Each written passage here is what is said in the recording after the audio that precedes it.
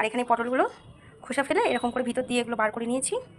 দেখুন সব বার করে নিয়েছি, এর মধ্যে এগুলো ভরবো। তা চলুন দেখুন আমি এইভাবে এটাকে মুখটা খুলে এর মধ্যে এগুলো ভরে নেবো পুরোগুলো।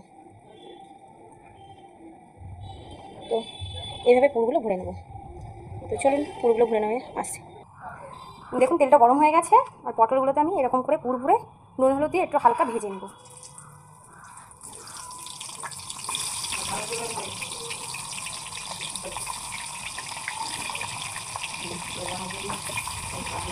এগুলো একটু ভাজা হোক লাল লাল করে। দেখুন ভাজা হয়ে গেছে। এরকম আমরা পটলগুলো ভেজে তুলে নিয়েছি। এবারে ওই তেলেতেই আমি দেবো তেজপাতা, আর দেবো এখানে আদা রসুন পেস্ট করা রয়েছে, ওটা দিয়ে দেবো। আর দেবো এই পেঁয়াজ কুচানো এইভাবে, দুটো মাঝারি সাইজের পেঁয়াজ কুচিয়ে নিয়েছি।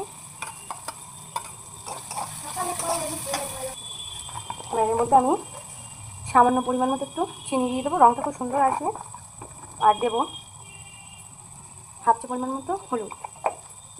আর দেবো ওই রেগুলার যেসব মশলা আর কি, ধনে গুঁড়ো,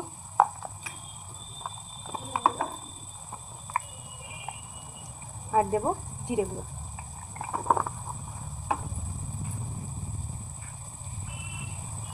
আর একটু গোলমরিচের গুঁড়ো দেবো। আর সামান্য পরিমাণ কসুরি মেথি। আর স্বাদ অনুসারে লবণ। পটলগুলোতে লবণ দেওয়া আছে। আর দেবো কাশ্মীর লঙ্কা 1 চিমটে মতো, বেশি দেবো না। এগুলো নেড়ে চেড়ে এই যে আমার মশলাটা কষা হয়েছে, তেলে বেরিয়ে এসছে। এর মধ্যে আমি দেবো জল পরিমাণ মতো। দেওয়ার পরে জাস্ট একটু নেড়ে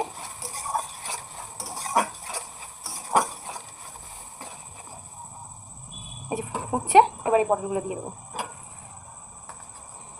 এরকম করে সুন্দর করে দিয়ে দেবো।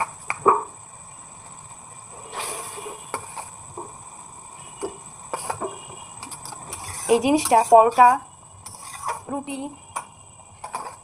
অসাধারণ লাগে, পোলাওর সাথেও খুব ভালো লাগে। বোঝাই যাবে না যে এটা পটল।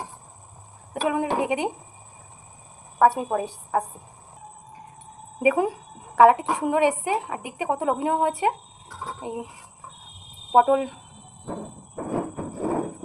পটল পটল দিয়ে সয়াবিন দিয়ে কত সুন্দর দেখতে হয়েছে। সয়াবিনের দোরমা পটল দিয়ে। এই রেসিপিটা সবার সাথে খাওয়া যায়। দেখুন বন্ধুরা একদম কত সুন্দর দেখতে হয়েছে। দেখুন খেতেও অসাধারণ লাগে। আপনারা প্লিজ একবার বাড়িতে ট্রাই করে দেখবেন। ভালো লাগলে লাইক কমেন্ট শেয়ার করে দেবেন। টাটা।